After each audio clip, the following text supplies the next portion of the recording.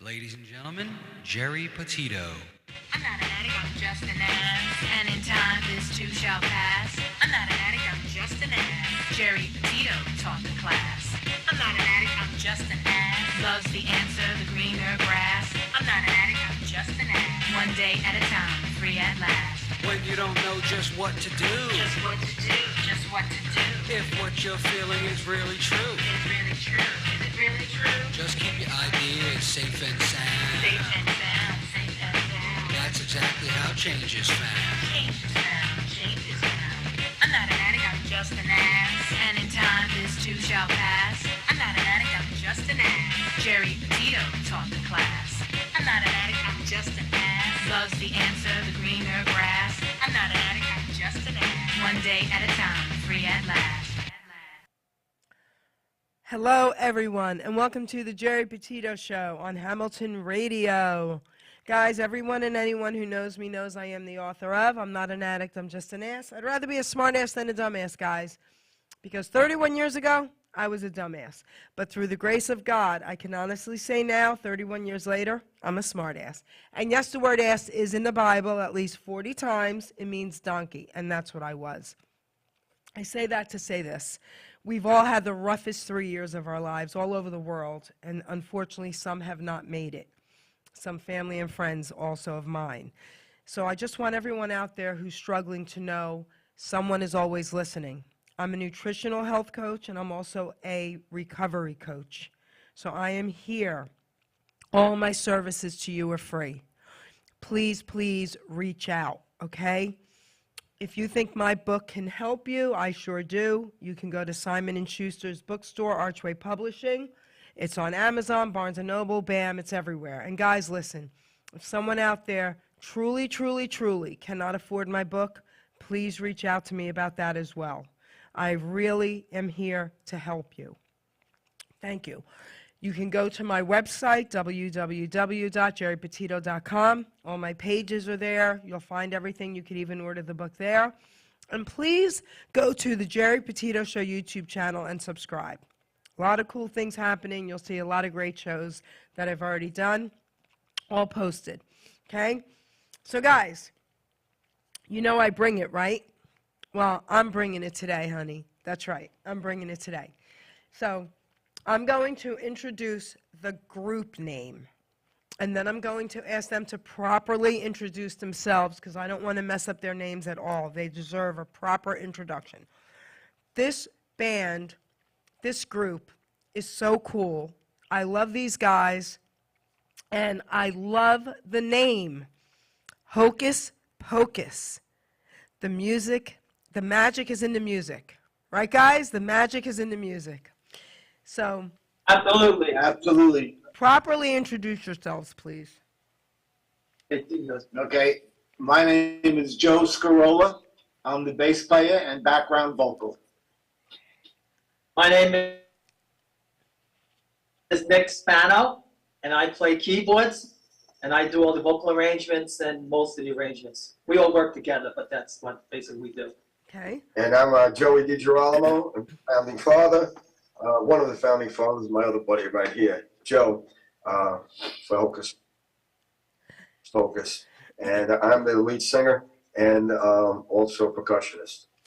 So, guys, we're going to entertain you with 2 live songs and 2 songs that we have the MP3s for. But I have to ask you, and I know I've asked you this, but I want everyone out there to hear this. So, how you got your name, number 1, and why it's spelled the way it's spelled. Well, it was a process. We were putting the group together, and we finally got a sound that we liked. So we said we need a name so people could talk to us. Okay. And they know what to call us, something and what they normally call us. So we said, let's think of something magical, because my first group was had a magical name to it, Fantasia. And so Joe says, how about abracadabra? Well, Billy said how Oh, about Billy said, how about abracadabra? And I said, okay, how do you spell it? I said, we're writing all these things down. And nobody knew how to spell it. So Joe came up with the name. He says, okay, we'll make it easy, Hocus Pocus. So we said, oh, how do you spell that? And then he started spelling it, and it says K-I-S, H-O-K-I-S, P-O-K-I-S, 2 kisses. And that's how it was born. And I Hocus love Pocus it. was born that day. I 52 love years it. ago. 52 years ago. 52 years ago. That's 52 years ago, yeah. That's crazy, guys. I'm It is crazy. 61. I'm 61. So think about that. I mean, Yeah, you, it just blows my mind. Like, you guys to me are legends, and I was just a kid. And here I am hanging out with you guys on screen. This is too cool, okay? Thank you. This is too cool.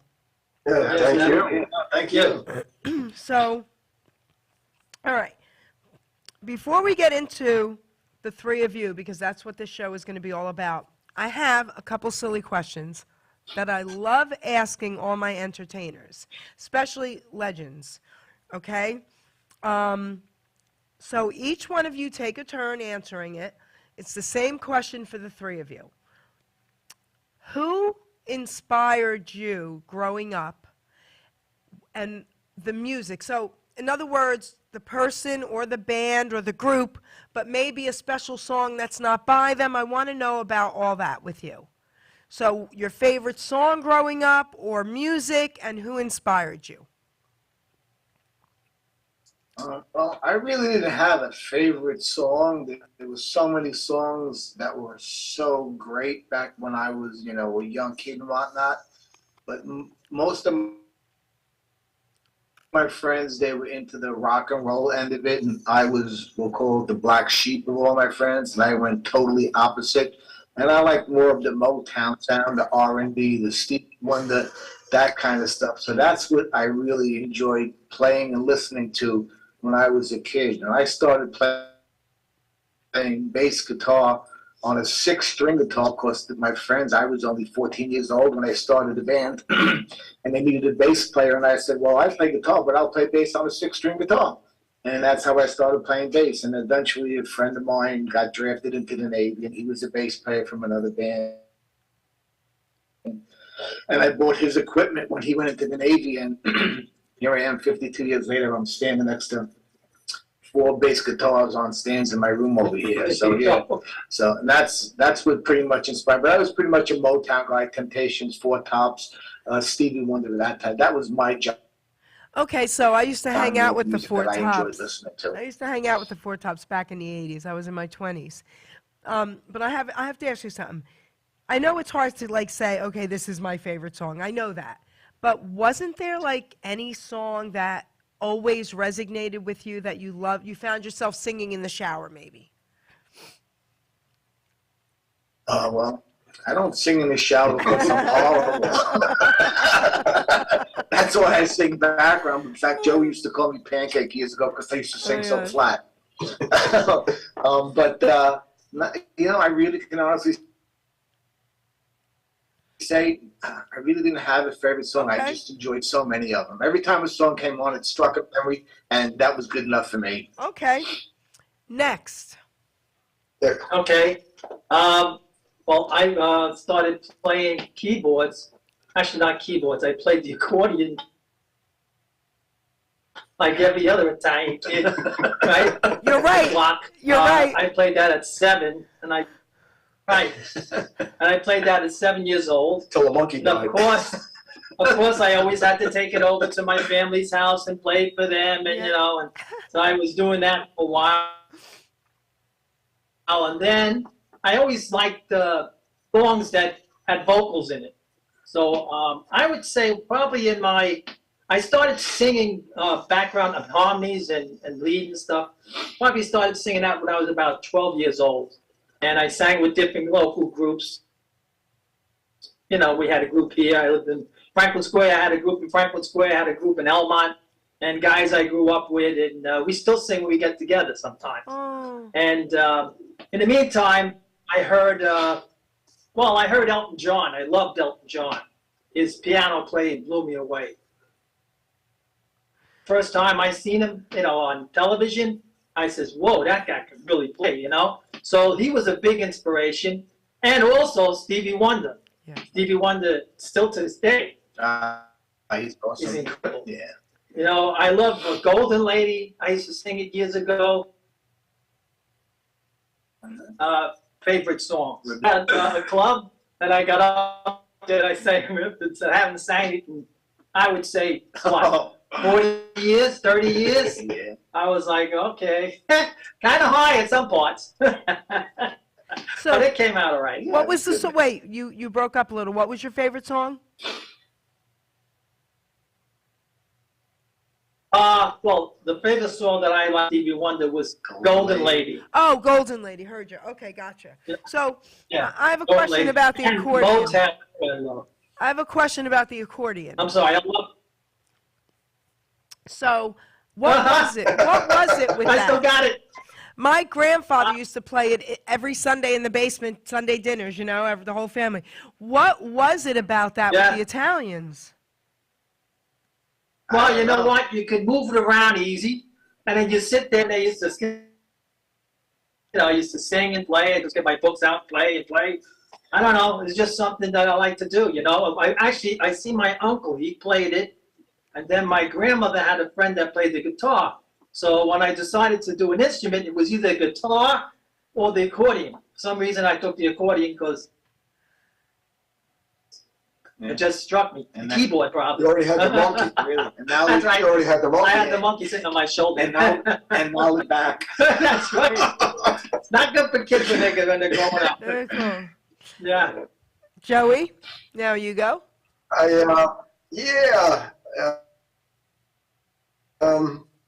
I started playing drums around 4 years old, and my dad was a big influence on music with me.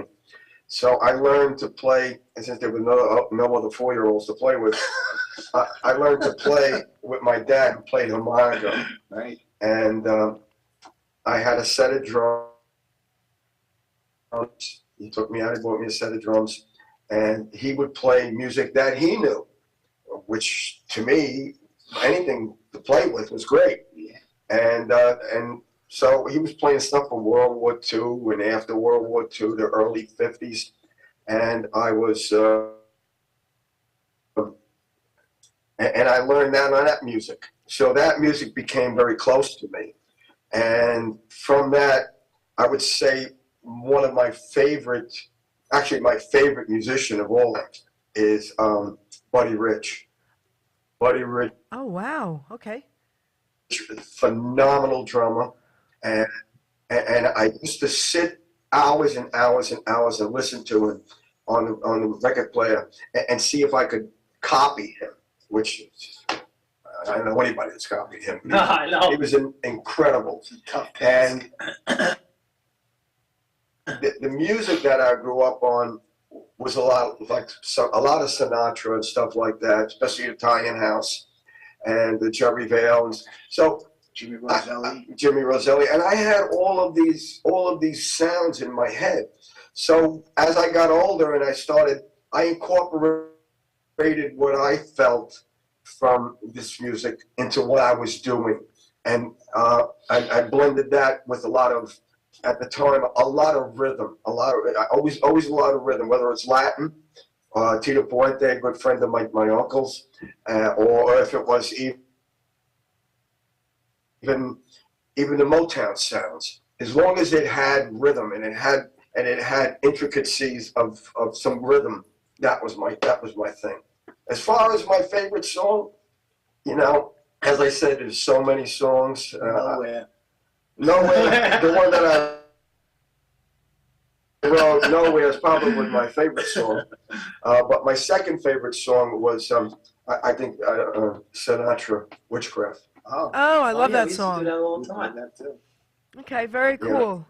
Okay, I love hearing that from all the entertainers because it brings me back to a time and I think about they're now doing this. This is their life. And I always wondered who, they loved, you know what I mean? Because as a fan, we hear music a lot differently than performers do. You know that. you guys are perfectionists and you hear every little, Yeah. we don't hear any of that. We just hear like, wow, that's really cool. You know, that sounds awesome. It's got to Right. be really bad for us to say, oh, that sucked, you know? But you guys are all perfectionists, and I just always like to hear who you looked up to or thought was incredible as well. So thank you for sharing that. So now I want to talk about, oh, I have a question. So, all right, so the two Joes then, you have been together that long? Yeah, we're original members of the band. Yeah. Yes. Original. Yeah. That's ridiculous. And Nickey, when did you join? 79. Okay, that's still a long that's- time. Wow. 41 years or 42 years or something like that. Yeah, going on 43 years. Yeah. That's We crazy. still call him the rookie. Yeah. He's a rookie, but he's been with you over 40 years. I love that, okay? I'm the rookie and the spider. That's so great. Okay. He's the kid. He's the kid. He's the kid. I win. All right. So now, do you want to give us a treat and sing one of your songs first, or do you want us to play one of them? You can play one, Okay. then we'll do one. You can do another, and then we'll do another. How's that? All right. Sounds good to me. All right. So we'll play one? Okay. Yeah. Okay. Okay, Ruben, give us one of their tracks, please. And then you'll talk about it, of course. Right. Okay.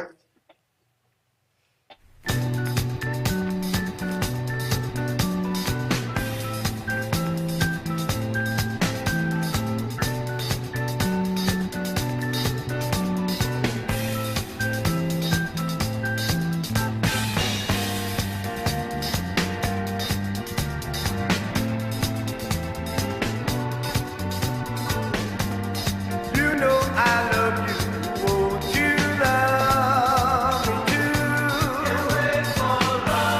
So many things I like to do with you. I know it's late, but I can't wait for love.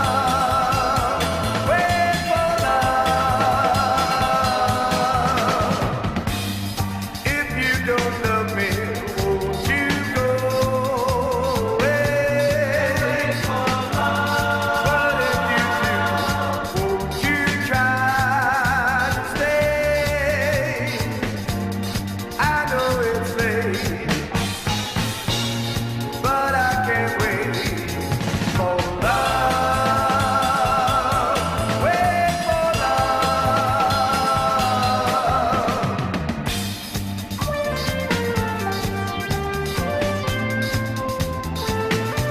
Can't wait for love.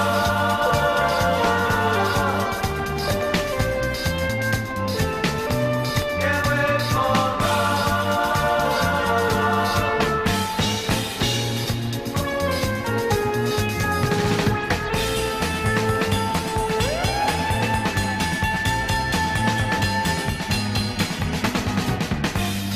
Heaven and earth pass before my eyes. Time slips away, and I realize I know it's late, but I can't wait for love. Wait for love.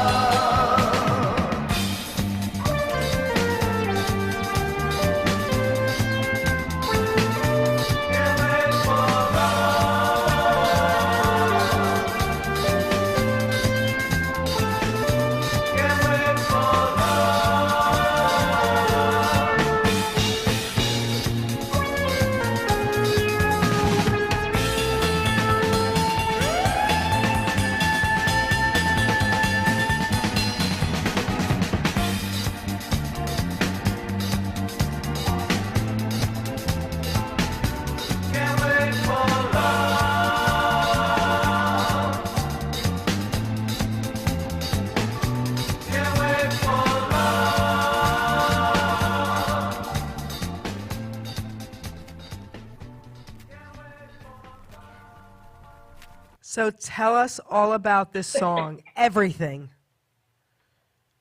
Okay, the first thing I have to tell you Joe and I wrote that song together about 30 feet, 20 feet from where we're standing right now. Yeah. What year? One night, we were working pretty much 5, 6, 7 nights a week at the time that we wrote the song. And for some reason, we had a night off and whatnot, so I was downstairs over here and I had my guitar. I was playing guitar and whatnot. And I called Joey up. I said, I got nothing to do. What are you doing today? He says, nothing. I said, come on over, write a song. So we came over, we sat down. I had 2 chairs down here that we sat in that after a while, Joey named them the thinking chairs. Right? So we came downstairs and we sat in the thinking chairs. And I started putting some chords together, and I had these chords together, and then he started writing some words and whatnot, and by the end of the night, we had a whole song, and that was it. And then we went to rehearsal. We showed it to the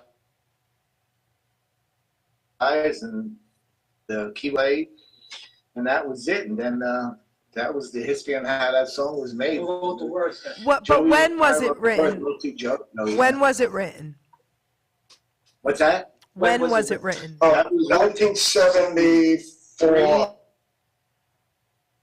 1974, maybe? 1974. Yeah, it was before. We recorded that as the A side. Right, and that became the B side. That became the B side. And we signed a record deal in 75, so it was probably late 73, early 74.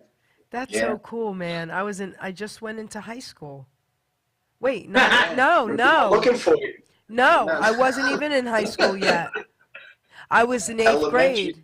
I was in 8th grade. Wow. I love it. I love it. Oh my gosh. And that recording you just played, that's the original recording. Was that is so done in an cool. 8-track studio, and that was it. And every time we did a recording on the record, we always got it first take. That was it. They could never believe it. And they go, well, that's it. That's a take. We're taking it. Let's put the vocals in, and that was it. Because we were playing it 5 nights a week in the clubs, so we were well rehearsed. So we wasted no time in the studio. That's good. Wait, Yeah, I have it's a key. question for you guys. So you mentioned 8 tracks and all that. So from your perspective, okay, you guys have seen it all. 8 tracks and tapes and the whole bit, right? And now here we are, records, albums, and now here we are. How do you guys feel about all this technology and what's changed and everything? It's changed so dramatically. Yeah, with the computers and stuff. They're killing all of the real, recordings. These guys are doing this crazy, phenomenal stuff at home with limited equipment. Me personally, I would much rather go into a studio, strap on a guitar and play live, because you lose that natural feel when you do it individually. The human touch and the human spontaneity that comes across when you're playing with another musician, no matter how good the equipment is, you can't duplicate that. You cannot capture that on electronic or digital equipment. Not the way you can't capture it when you play live. And that's the same. And the sound is better too. And that's the same thing we hear every time we play. People come up to us every time we play. They go, I can't believe how you 3 guys sound so great together. Yes. There's just a magic and a chemistry that just happens when you all perform live together. It's just an amazing thing. You have to. If you're not a musician, you'll never experience it. But trust me, it's awesome. Yeah. Did you guys ever sing on street corners together? I did not. I did. Those guys did. I'm the baby. He's the baby of the I'm group. 3 years behind them. Even though I may look the oldest, but No, you look like a kid. yeah, I'm the smallest too. And I never did. Yeah, I never sang on a street corner. I didn't have per se a great voice to begin with, so singing really wasn't my thing. That's because he wasn't around with me. I would have had him sing. Probably Joey forced me into singing all the time when we started the band. He goes, you gotta sing this part. And I had a really difficult time singing and playing. Because he never did it. Because I never did it. And then once he started getting his feel for it, his love, his artistic abilities came out. And Nick he's the arranger of the group. He does all the got a tremendous ear. I actually got two tremendous ears. But Yeah, I can fly with them. but Nick sang a lot with other groups Yeah, in fellow the groups. neighboring town where I sang with groups here in my town. We were only a town away, but we never sang together. Nick and I, On the when same corner. when we were kids, like say in our early teens. No? Wow. But that singing, I sang on the street corner, and you learned a lot. You learned a lot on how to give and take, and what your capabilities are and what your capabilities aren't. And a lot of times it sounded pretty bad, but it was a great way to pick up girls. That's right. And we all enjoyed ourselves. Man, it was a night out. The night out. My group always sounded good. Well, I always say that That's right. I made it go over and over and over and over. I always say that I was born too late because I love a cappella, Elvis, oldies, and doo-wop. And I'm not Right. sure why, but love it. Growing up, forget it. So I used to say I would love to have been in the poodle skirt, the black leather jacket, the blue suede shoes, the ponytail. I wanted it all, okay? And then when Happy Days came out, I was in my glory, you know? So very cool. Yeah. Very cool. I could picture you dressed like that. I know, right? I would have you had it sing it all all? on. Did you Did what? sing it all? I don't sing. I never sang. I'm an artist. Did I you- went to art school. I write poetry. I talk a lot, We went obviously. to the same schools together. Obviously. You and I. We both went to the School of Visual Arts. Wait, that's right. I forget. Wait, you went to Right? School of Visual Arts, right? That's correct. I forgot about that. Yes, that is so cool. So, and I think I shared this with you, that it's Yeah. still there. I went back just recently, a few months back, and I got photos of Oh, it. you went? Oh, really? It's changed. The outside has changed. It's huge. It's amazing. Very different. Oh, yeah. It Everything is technology, and that hurt me. was an old decrepit building. Like everything is technology. Yes. Yeah, that's what it is. Yes. You know, when you went Everything's- and when I went, I don't know, you can talk about when you went a minute. I had to do a self-portrait to get into it. They had to accept you. Everyone who wanted to go wasn't accepted. In 1979, I think 1,200 students were going to be accepted out of like 5,000. So my school gave me 3 art classes my senior year and made sure I got accepted. So we had to do Right. all this black and white and a self-portrait and everything. And I met someone about 10 years ago on the train with an SVA portfolio and a young man, and I asked him about it, and he said, everything's like technology now. He said, Yeah, nothing's it's all hands-on. technical. It's so horrible It's to all me. So, but do you guys want to sing a song now? When yeah, sure. Okay. I tell you what, you like the oldies. This next one we'll do is Okay. is an oldie we wrote Yeah. only a couple of years back. So this would have been something that we should have wrote probably 35, 40 years ago When we That's first so cool. started, when we were playing with all of the oldie bands. when we were playing with the oldie groups. But this is an original oldie written by us 3 guys, and it was only done a couple of years ago. It was actually done for a soundtrack in a movie, Ice, Benito Satano. So cool. I Okay, love ready? this. Let's see Yes. Okay, you're about to get an extreme close-up by me because I have to get close to the computer. That's Excuse the fine. glare You on guys top- can get closer. top of my head. That's all right, babe. We just want to hear it. Yes. Oh, yeah, yeah.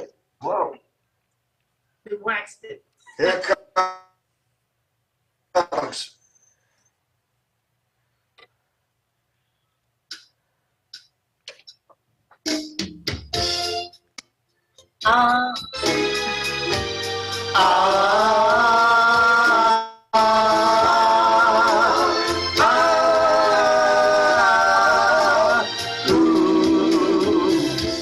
Now that you're gone, now that you're gone,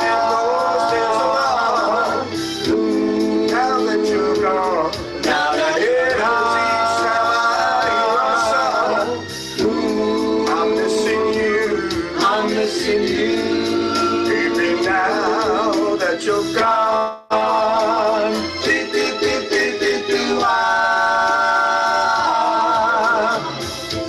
I'm all alone. I'm all alone. Since you've been gone. I feel as if I can't go on. And I'm missing you. I'm missing you. Baby, now that you're gone. I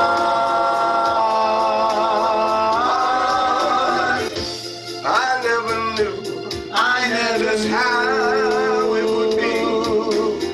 If you're not here with me. But even though I try to forget, I just guess I'm not over you yet.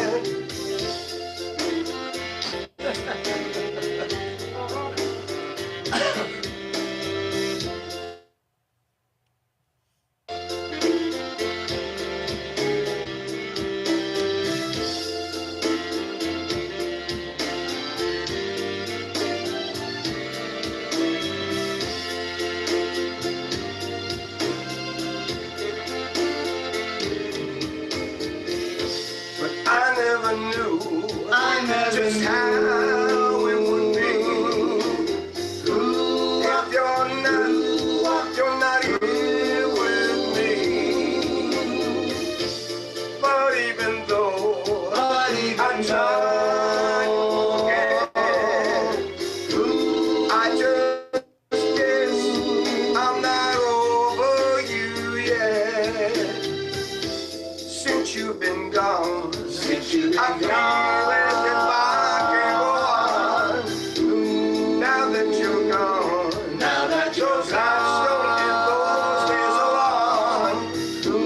And I'm missing you, baby, now that you're gone.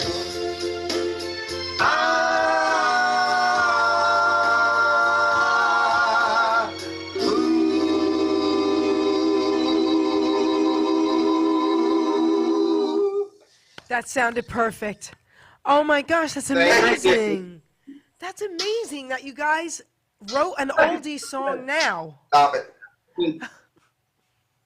Okay. Okay. We have to stop it. Cool. So Joey, wait, I never asked you. What year did you go to SVA? I went in 1966. So Don't tell me you were 6 years old. I was 5. There you go. Oh my gosh.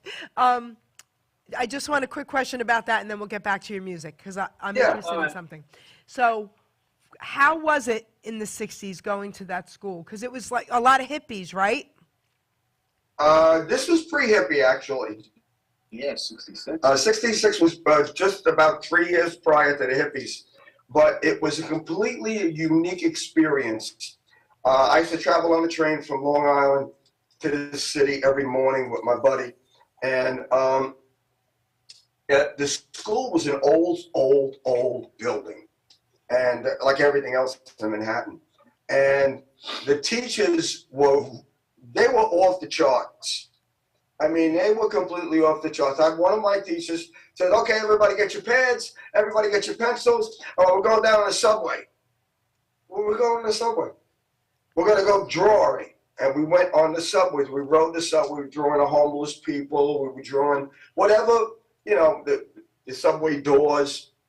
And this is how they taught us. They taught us through life. And they'd look at work that you did, and they said, "You're trying to do something here that not you. Go do you and come back."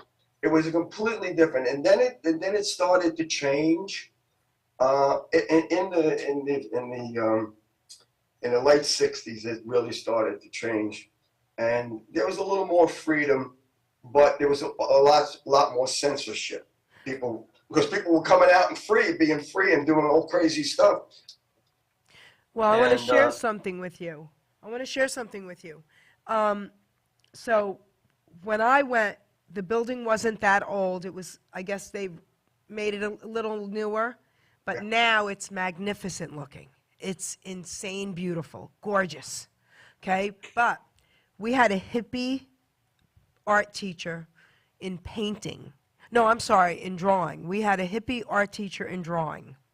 This is a funny story, guys. You're going to love this. Now, keep in mind, I was 17, right? So all I knew was, you know, I'm going to art school. This is so cool in New York. I lived at my Nana's in Astoria. I would take the train to, right, the whole bit, and this is in the village. I was in my glory. Well, the first day of drawing class, he's a hippie. He had on ripped shorts, no shoes, long hair. Okay. We walk in, and there are 5 naked models sitting on chairs. So he had a gentleman that had to be 80. He had a woman that had to be 400 pounds. He had a woman that looked beautiful, perfect, a young guy. I mean, he had a variety, right? Well, we're all like timid and like, oh my gosh. So he goes, start drawing. Well, we start drawing, and what do you think we start drawing? Their heads. So we're all start picking an artist. He said, pick one, and we're starting at their heads and this and that. And he's walking around looking at all our things. He goes to the desk and pounds his desk, and he says, stop drawing. If you people want to be artists, all I want to see are, and he named the body parts. Use your imagination.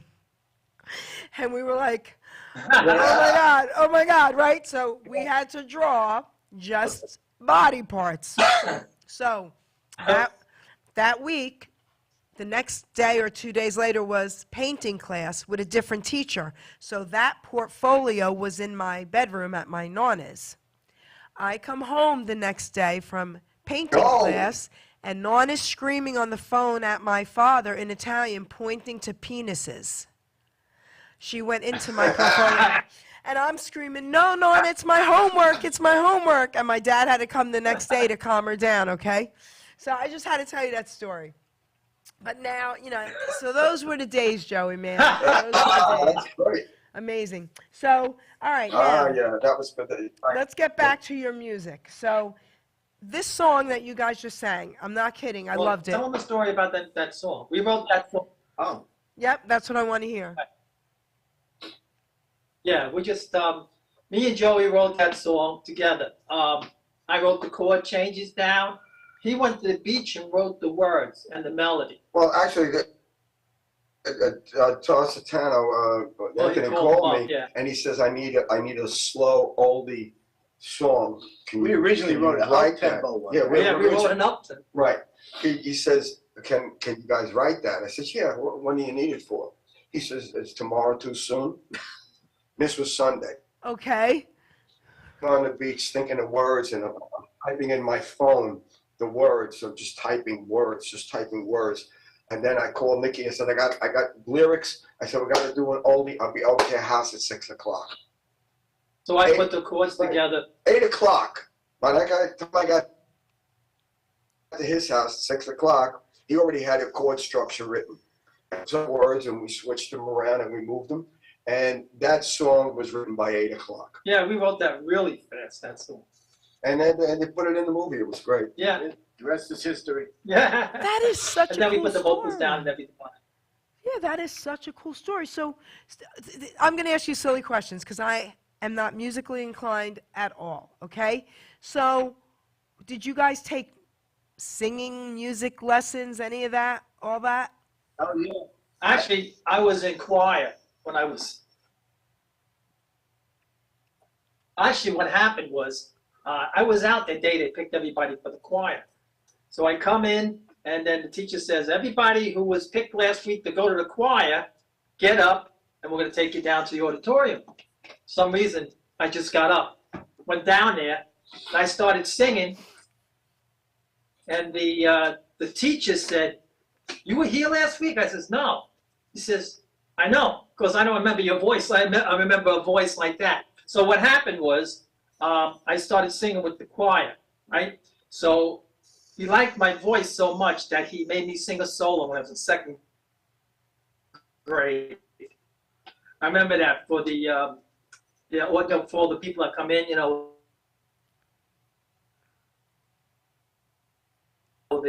Spring yeah, concert. so something like that, right? And I said, for the world so sweet, thank you for the food, thank you for the birds that sing, thank you God for everything. And that was it. I got a standing ovation. So after that, I was always known as the singer in the school, right? So what happened was I wasn't a calm kid. I was a crazy kid. So I'd get in trouble. They used to say, he's always getting in trouble, but he can sing. I love that. Wait, Sing. wait, I have to say something about that. Wait, I have to. I was in trouble every day in school of my life for talking. They used to put me out in the desk in the hallway, but bring me back in because I would yell hello to everybody going to the bathrooms. And now look what I'm doing. So I get it. That's so great. You were in second grade when you started with the choir? Second grade, yep. Wow, that's crazy. Yep, second grade. I I just moved out here from Manhattan. So you didn't have singing lessons? I started school. No, I never had singing lessons. No. I never had. If I did, I failed. No, I never had singing lessons. I only had guitar lessons. I had my best friend, John. He was lived down the block from me, and he was taking guitar lessons. And I used to go to the lesson with him because he used to walk. It was 2 blocks away. Mrs. Margot, I'll never forget her name. And so we used to go to see her and whatnot. And he would, you know, she would show him what to play, and he would go home and he would practice. And I used to go to his house after school before we play stickball or baseball or tackle each other in the backyard or whatever the heck, something bad we were doing. And he always said, I can't go out yet, I got to practice my guitar. So he would practice his guitar and whatnot, and then we would go out and just tear it up. And then eventually he said, why don't you take lessons? I said, I don't know, man. So eventually he talked me into it, and then I guess I was about 13. I started taking guitar lessons, and that was it. But when I was in school, I first started playing drums. I played parade drum. I didn't like that. And then I played saxophone for 2 years, and I didn't particularly care for that. And then I went to guitar, and then from the guitar right to bass. So that was the only lessons that I ever took. But yeah, and I didn't take them for long. Yeah. It took them long enough that I learned how to play, you know, my notes, and I knew the neck, and I knew a majority of the chords that I needed to know to play with my friends and whatnot who were older than me, who were playing in bands and whatnot. But that was the only lessons that I ever took. The rest was pretty much all. Bass guitar was all self-taught to me from the guitar. I Can't never even had anybody imagine show me how to play bass. I just play what you play what you feel, and that's it. I can't even imagine that. What about you, Joey? Well, I was never, I had no formal lessons. I learned by watching, especially the drums. When I was a little kid, my father, we used to go to a wedding, because the kids could go to weddings then. Yeah. He used to get me a chair, and he used to bring it up by the drummer, and I'd sit there all night and watch this guy. The guy was great. If it was bad, I was just crazy for it. Observation, yeah. And Crazy. I made my communion. You know, we go around to the Italian families, and you show them what you made your communion. They give you a few bucks, everybody. Yeah. So I had the money. I think I had $32, and I bought. And I asked my father says, I said, I want to get a drum.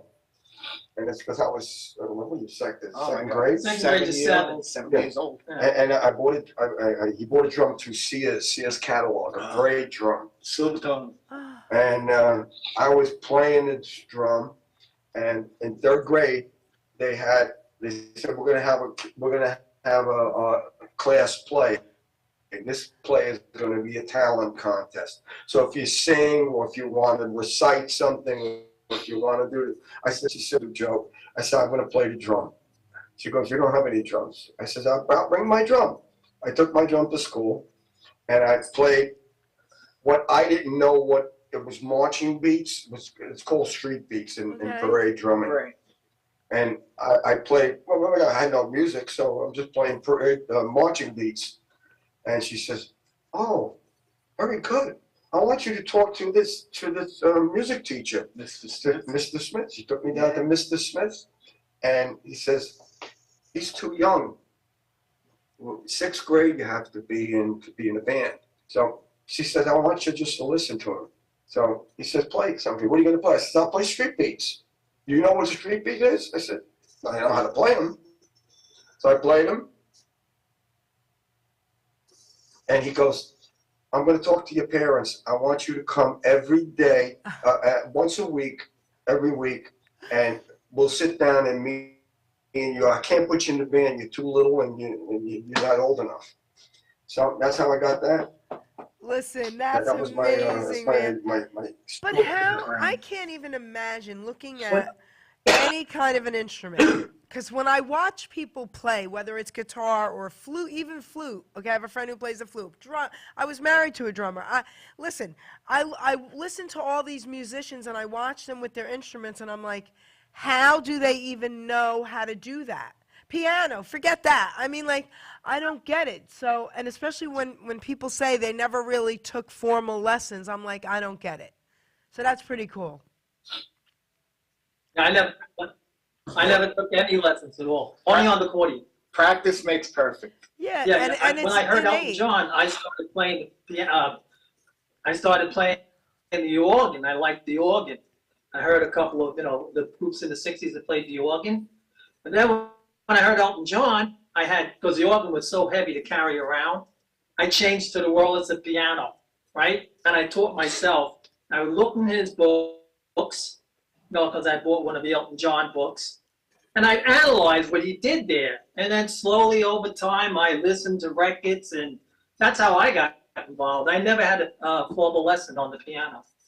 It's actually a love within that you want to accomplish, and it's so driving that you find a way to get there. Yeah. You may not know, you're not playing. Jimi Hendrix played the guitar upside down because no one taught him, and he taught himself, but he had this drive, this ambition, this love inside of him that wanted to create.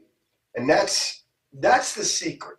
If you want to know the secret, it's the love inside of you that you want to create. Right, you have to have that. I want to used read. I want to read a children poem piano to lesson. you.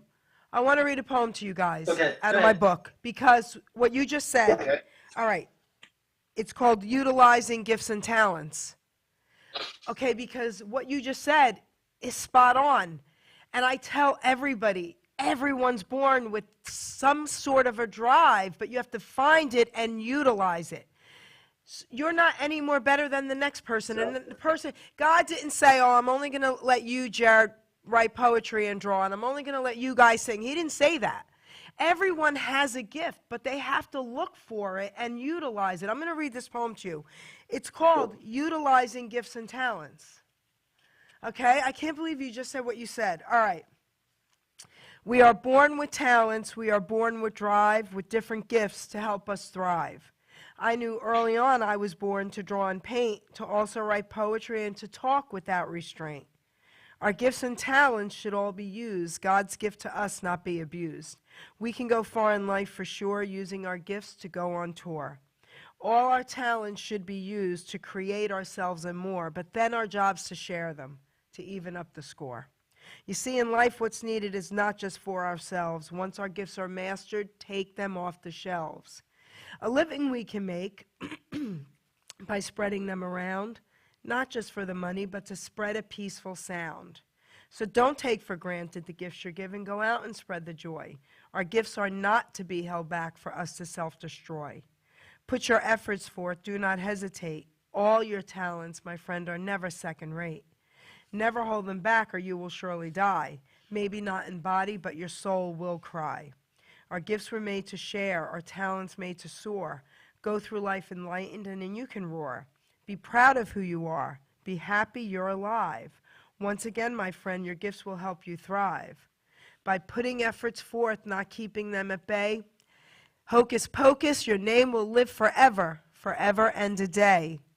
Go through life excited for what you sure can give. To yourself and others is our reason to live.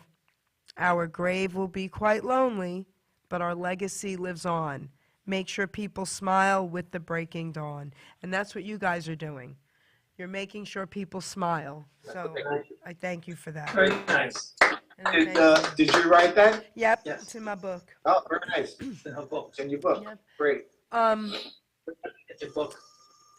If you guys give me your addresses, I'll send you each a book, okay? I'd love to. I'm honored. So let's. Okay. Oh, okay. Great. Sign it. Yes, I'll sign it, honey. And I listen, and I sign it being a little smart ass too, okay? Even better. You didn't outgrow that, huh? Right? Listen, I'm Italian and I'm a New Yorker, honey. Sarcasm comes in our blood, There you right? go. There you Comes in go. our There you blood. go. So would you like to sing another song for us? Oh, sure. Yeah, up to you. Yes. Gonna do it? Yes. Okay. Here's my head again. Okay. This is going to be our attempt at a country western song. Okay, cool. That's an All right. We Yeah. try. bring it up We try to 100. cover all of the bases. Got the volume up. You gotta bring it up to 100. Oh yeah, put the volume up for this one, baby. Yeah, there you go. Okay.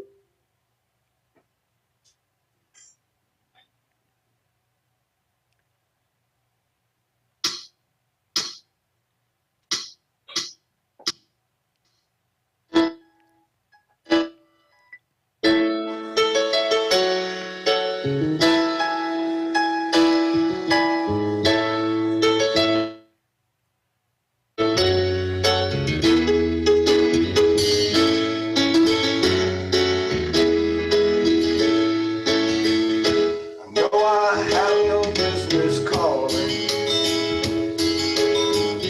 but something's playing on my mind.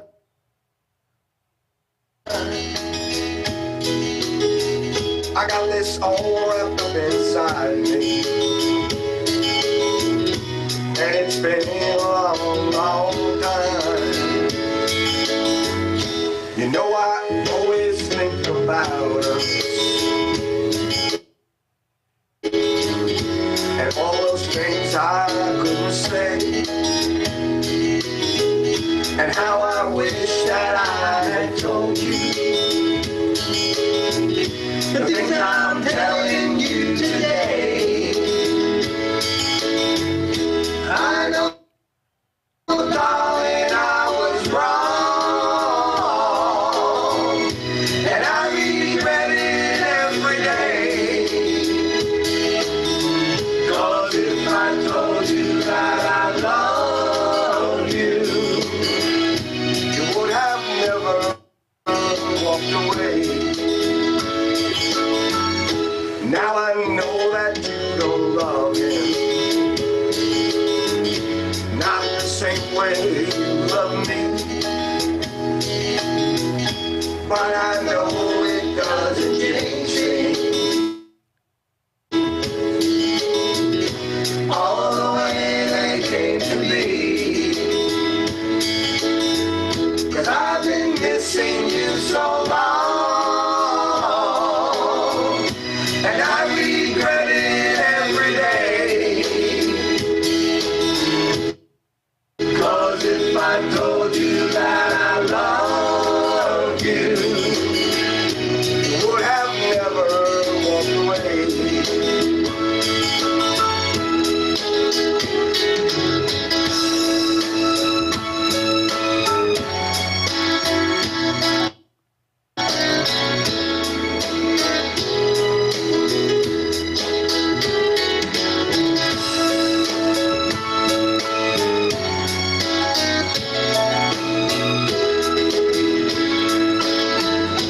You just live inside my heart now, and that's where you'll always be. If I had said those things I should have, you'd be here right next to me. 'Cause if I told you that I love you,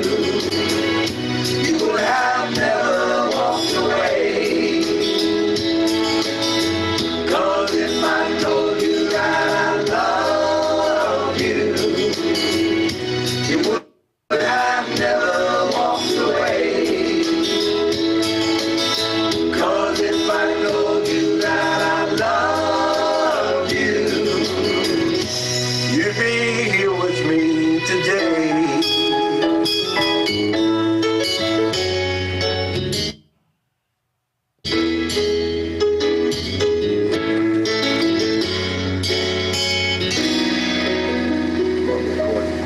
Yay! Thank you. Thank you. So what's funny about that song is, and then you're going to talk about it, is they always say in country songs, you know, if you play it backwards. Hold on. Okay.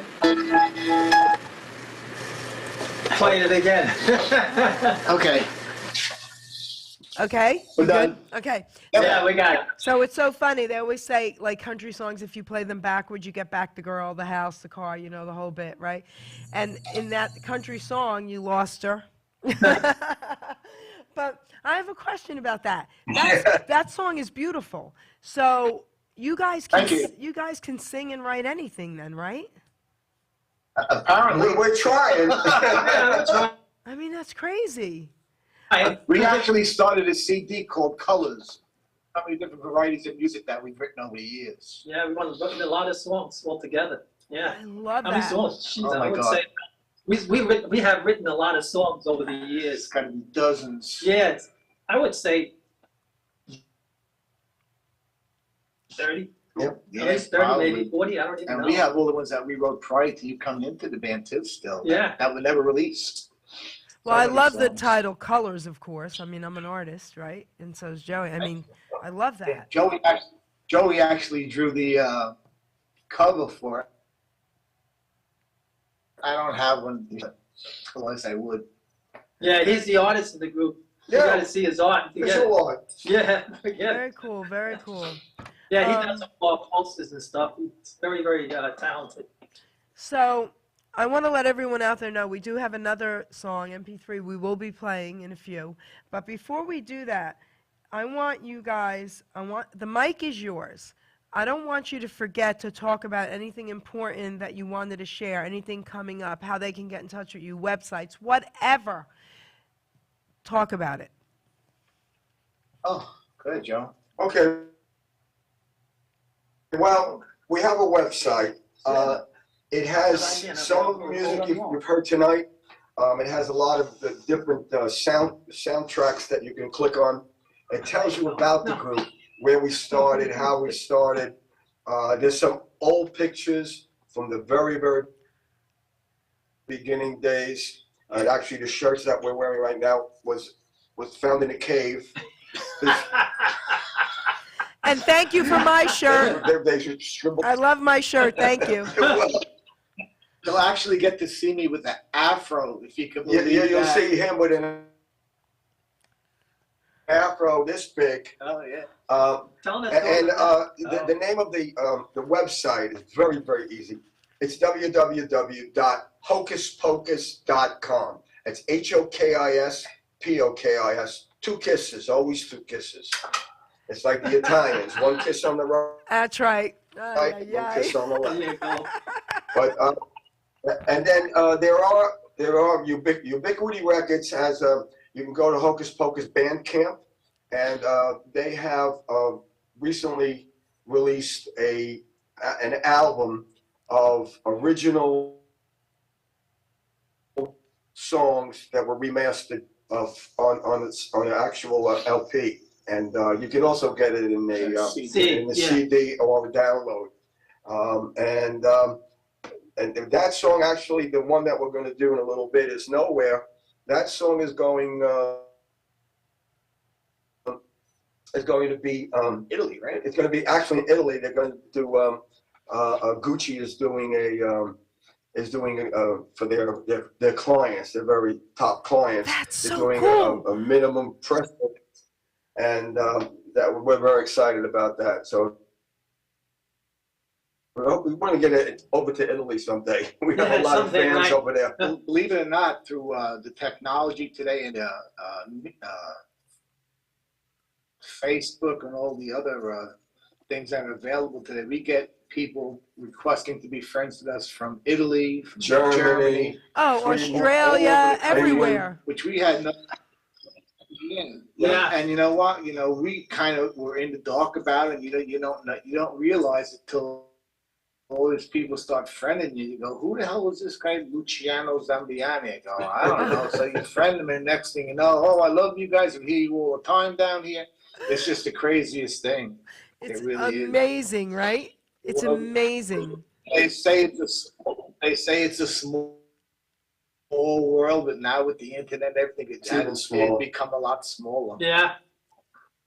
Yep. Yeah. Tell me one about your hair. Nicky wants me to tell a story about my hair. So if you went onto the website, you're gonna see a picture of me with a big afro. Well, it was bigger than that. Than it was in. Yeah, pretty much. I would go like this here, and it wouldn't catch up with me. So in any event, we were playing in the band, and we were playing a job at the Camelot Inn in Brooklyn years ago. We were playing with a group called the Hawktones. Oh, And we yes. were downstairs in the dressing room, and they were downstairs, and they had just come down from their second set. We were getting changed to go up to do our second performance and whatnot. And one of the guys looked at me and said, "You look great with an afro." So this was back in the early 70s, and we all had, everybody had long hair. But my Do you hair was remember? always Wait, do you curly. remember which guy And, it was from the Harptones that said that to you?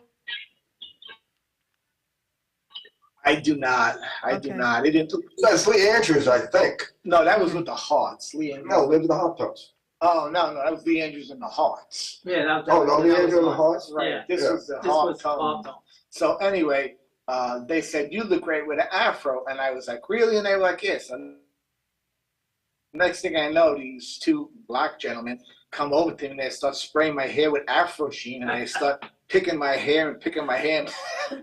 5 minutes later, my head went from this to this. That is so And I cool. was like, "Oh my God, I got to go up on stage." So I went up on stage and we played. And everybody liked it, and I kept it like that for years. In fact, I had it cut the day before we had our promo pictures for TK Records. I went and I saw a beautician, and she actually cropped it down to make it a little bit more respectable and whatnot. But yeah, it's pretty crazy. I had beauty salons in the 80s and 90s. Now my hair's wavy; it's waving goodbye. That's what's. So, how did your There you go. parents feel? How did your parents feel about your afro? They were okay. I think, actually married at that time. Oh, okay. Yes. How'd your wife I was feel? married at that point. in my life. That's cool. She's a wonderful woman. She pretty much loves everything I do. That's cool. That's cool. But yeah, she liked it. Yeah. I used to see him in school. Yeah. We went to school together Yeah, behind me, Yeah. and I said, "Who's that guy with that head?" Yeah. I That's didn't know so him at funny. that time. That was it. I was styling back in the day. That's so funny. Crazy stuff. Yeah.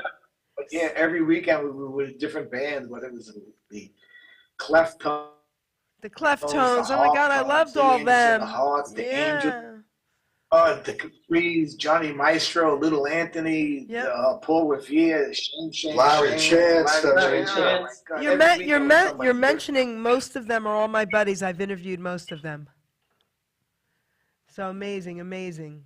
The times. We've been blessed to be able to play with all of these guys over the last 50 years. Yeah. It's every week. It was somebody, and then you start running reruns. You start seeing Johnny Maestro a few times. You start Yeah. doing Jade and Yeah. Americans a few times. And I turn around, and these greats that we idolized when they were on the radio, we used to sing their songs, we used to idolize.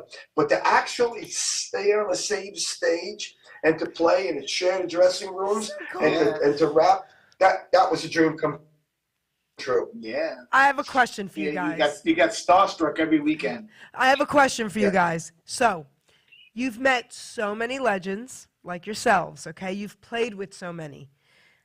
This is going to be a hard question, and you can each answer it. And you don't have to be specific like to one person. You could tell me a couple, but it's two parts to this question. It's important. Who have you met over the years that really impacted you, okay, that left something memorable with you? I don't want to say your best you know what I mean? Left something really memorable with you.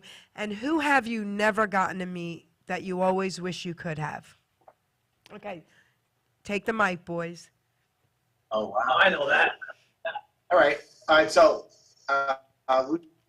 we were recently asked a question very similar to this on an interview we did not too long ago. I'm going to stick with my same answer to the first part. Okay. It would be Little Anthony the Imperials. I don't know why, Again, but we I were knew playing you, in Brooklyn and were going to say whatnot, that. and still here? Yeah, we were getting some strange things. That's good. Okay, we're good to go? Now, Little All set? Anthony, you said Little Anthony and the Imperials, right? The Imperials. Right, Little Anthony, Yes. yes. And we were playing with them at a club in Brooklyn. And the club was, we had never worked with them before. It was the first time. And we've worked clubs where there's, you know, always a crowd and whatnot. But back in the day, he was such a tremendous and popular artist. When he came to this club to play, the place was packed to the gills. We actually had to have the bouncers literally take us and carry us off the stage and bring us downstairs into the dressing room. And that left such an impact on me that I was like, wow, you know what? These guys are so great. I would like to be that popular one day that when I play a venue, to have that many people come to see me and appreciate the music that we do. The person that I would love to have met and have never met and probably might not ever would be Stevie Wonder. I would love to sit down and talk to Stevie Wonder. Oh. He was just such a phenomenal artist, even from when he was playing the harmonica back in the day, all the way through to Yeah, little Stevie Wonder. little Stevie Wonder to the big Stevie Wonder. He's covered so much material on so many fantastic songs. Still probably one of my favorite artists. Yeah. Sings, plays, the arrangements and things. We had that we worked. One of his horn players actually played horns for us on a song that we did years ago, and he died, didn't he? No. The horn player, what was his name? Maldonado. Maldonado? Yeah. Anyway, he passed away, but he was such a great player, and he wound up playing horns for Stevie Wonder, but never got to meet him. Amazing. But I would love to someday. Probably was in Wonderlove. Right? Now, what I about don't you, know. Nickey? I don't know, but As yeah. far as me, I wasn't in this band then. I was playing with this other band, and Johnny Maestro was there, and he was, doing his thing, and then we went up and we played. And when I got off the stage, he says to me, "You have a quality voice." So that really, from coming from Johnny Maestro. As far as somebody I always wanted to be with or sing with or meet, Me? no. Hey. Temptations. Oh, I still sometimes dream about that. It's really weird because I was so into those guys and the Miracles and who else? Four Tops. Oh, Oh, Four Four Tops. Tops. the Great. Motown. Years ago when we used to do weddings, I Oh, took yeah. some of the music that the Four Tops did on their, I don't remember what album it was, like a show tune album. Yeah. And we used to do that for an opener. Oh yeah. Oh yeah, it was really good. People loved it. So Those other bands go, "What chords you doing? I can't figure them out. No matter what you're doing, I can't figure them out." we always managed to separate us so far away from the competition by doing different things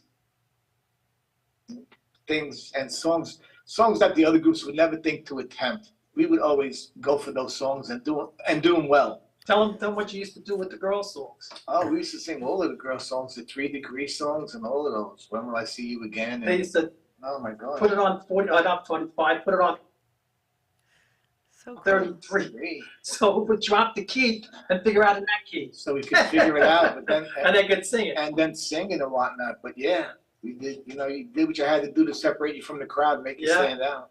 Yeah. So now, Joey, you And- answer. Yeah, I think, like Nick, I was very impressed with Motown. Motown, but Johnny Maestro hit a certain note. Yes. He hit a certain note with a lot of people, not just when he was with the Crest or when he became Brooklyn Bridge and when they had 14, 15 guys in the group. Johnny Maestro, when he took a song and he sang a song. The first time I heard "Worst That Could Happen" Yeah, he was sounded Marilyn McCoo did it from the Fifth Dimension. On the Fifth Dimension app, wasn't Marilyn McCoo. And he took that song and took it as an obscure track and made it his. Everybody that hears that song thinks he's the only one that did it, but actually he was like the second, maybe the third guy that did it. Wow. But and as far as an artist that I would have liked to met, and to this day, he just is Frank Sinatra. Frank Sinatra, when you see him, he takes you into the music. He's not singing at you or for you. He takes you into the music, and it's amazing how he just was so cool. He didn't try to be cool. That was him. He was just cool. It just was cool. That's the guy.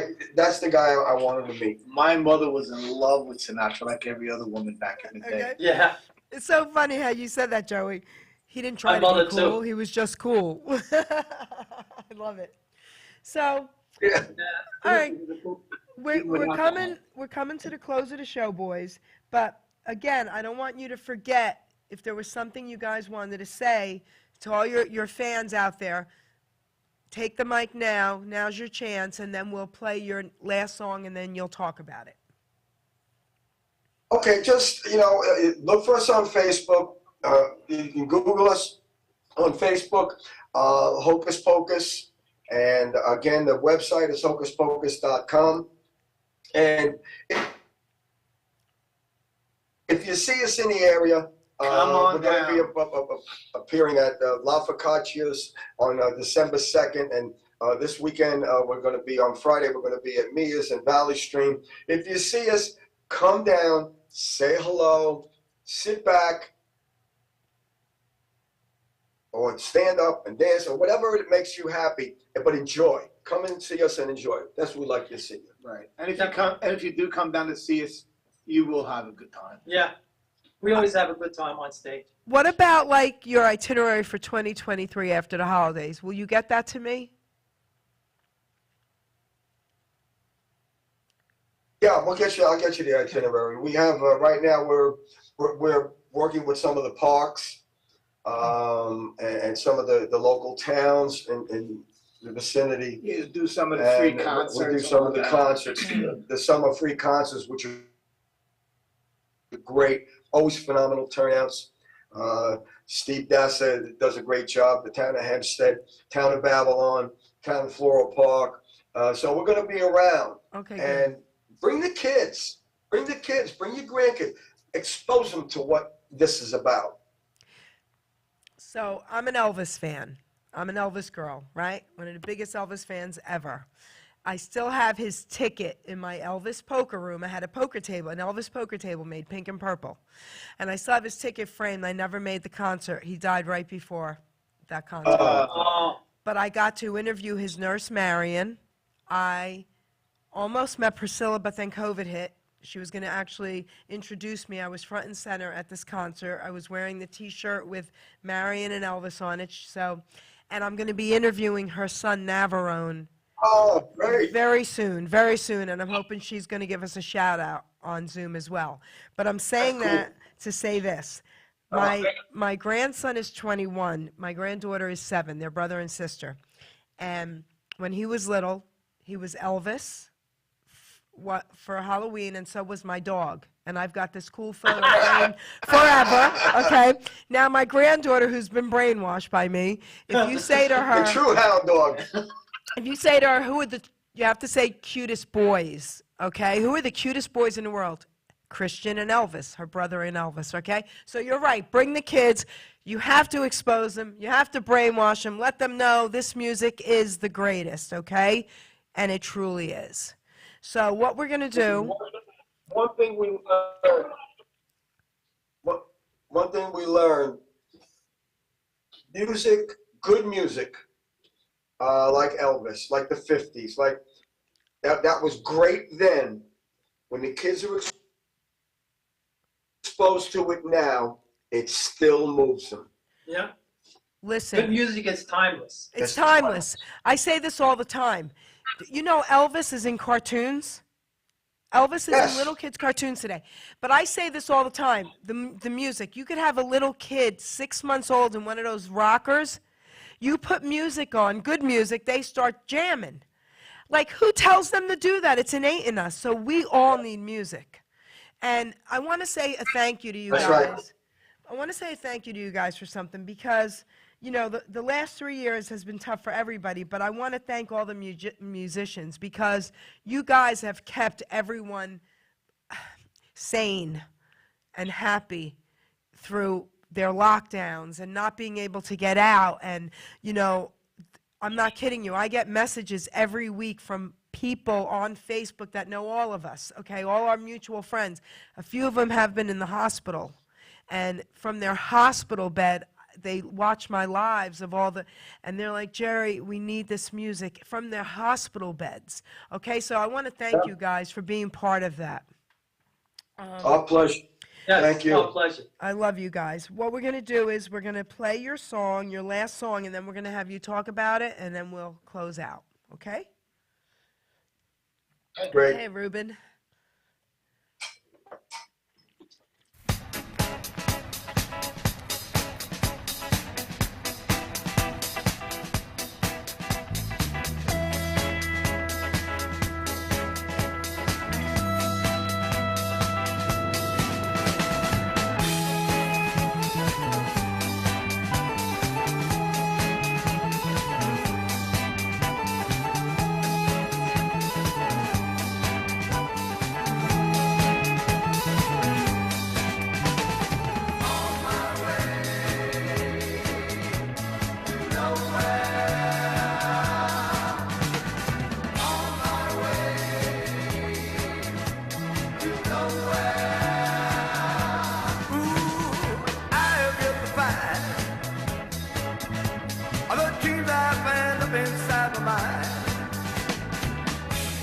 Dreams that seem to fade into the lazy hours of a summer day, yeah. Am I reaching out for something I might never come my way? I'm holding on to dreams and I'm living day to day. On my way to nowhere.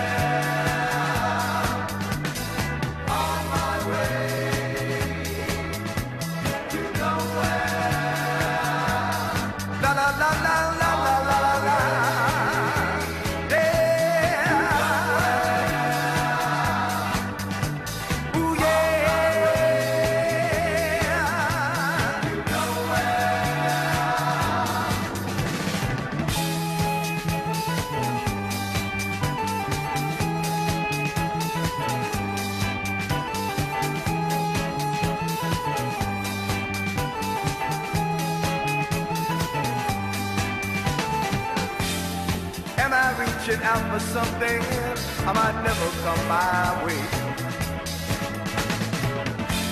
I'm holding on to dreams and I'm living day to day. On my way to nowhere. On my way to nowhere. Da da da da.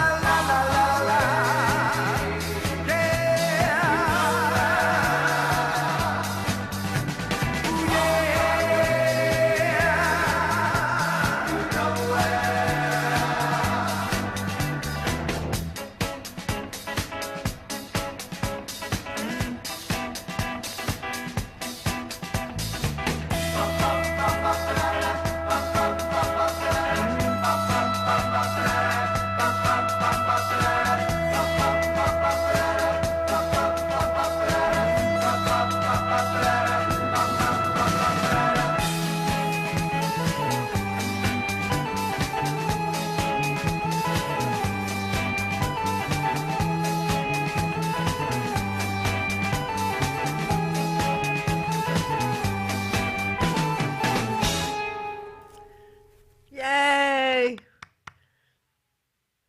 So, guys, that's a cool song. I love the story behind that.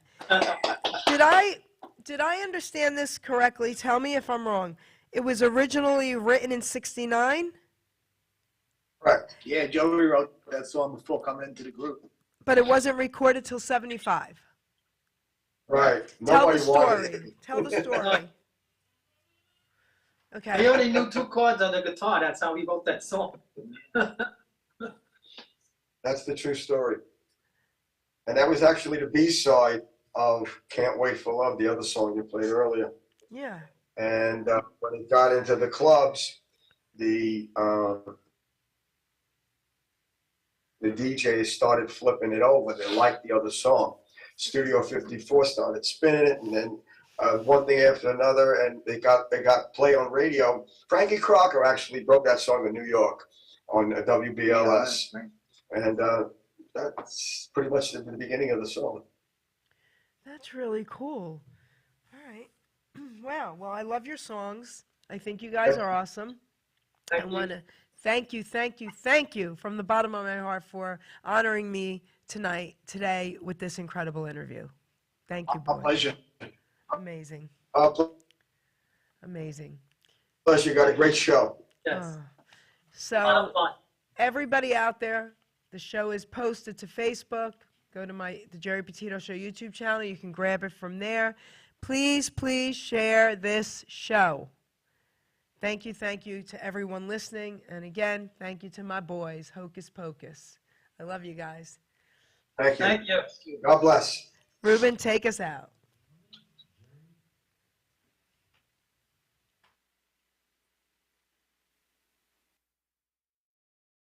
Petito. I'm not an addict, I'm just an ass. And in time, this too shall pass. I'm not an addict, I'm just an ass. Geri Petito taught the class. I'm not an addict, I'm just an ass. Love's the answer, the greener grass. I'm not an addict, I'm just an ass. One day at a time, free at last. When you don't know just what to do. Just what to do, just what to do. If what you're feeling is really true. Is really true, is it really true? Just keep your ideas safe and sound. Safe and sound, safe and sound. That's exactly how change is found. Change is found, change is found. I'm not an addict, I'm just an ass. And in time, this too shall pass. I'm not an addict, I'm just an ass. Geri Petito taught the class. I'm not an addict, I'm just an ass. Love's the answer, the greener grass. I'm not an addict, I'm just an ass. One day at a time, free at last.